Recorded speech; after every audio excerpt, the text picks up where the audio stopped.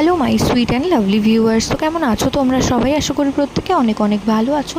আজকে আমরা চলে এসেছি নতুন আরেকটি ইনফরমেটিভ ভিডিও নিয়ে। আজকে ভিডিওতে কথা বলবো 3টি বিশেষ লক্ষণ যদি কোনো গর্ভবতীর শরীরে তোমরা লক্ষ্য করো, অবশ্যই ধারণা করে নিতে হবে যে গর্ভের আগত সন্তানটি এটি ফুটফুটে পুত্র সন্তান আসতে চলেছে। তো প্রথমত যদি দেখো 5 মাসের পর থেকে প্রচণ্ড পরিমাণে খিদে পাচ্ছে কোনো গর্ভবতী মায়ের, তো সেক্ষেত্রে ধারণা করতে হবে যে গর্ভের আগত সন্তানটি একটি ফুটফুটে পুত্র সন্তান আসতে চলেছে। এছাড়াও যদি দেখো কোনো গর্ভবতী মায়ের 5 মাসের পর থেকে তার সারা শরীরে এবং চুলের আধিক্য অনেক বেড়ে গেছে এবং মাথার চুলে অর্থাৎ হেয়ার গ্রোথও অনেক বেশি ভালো হয়েছে, তো এটাকে গর্ভে পুত্র সন্তান থাকার ইঙ্গিত হিসেবে ধরে নেওয়া হয়।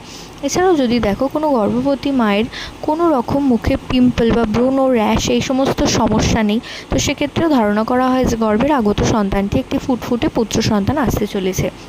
তো আশা করছি ভিডিওটা তোমাদের কাজে আসবে। প্রত্যেকে ভালো থাকুন, সুস্থ থাকুন, সাবধানে থাকুন এই কামনা করে ভিডিও এখানেই শেষ করছি। নমস্কার।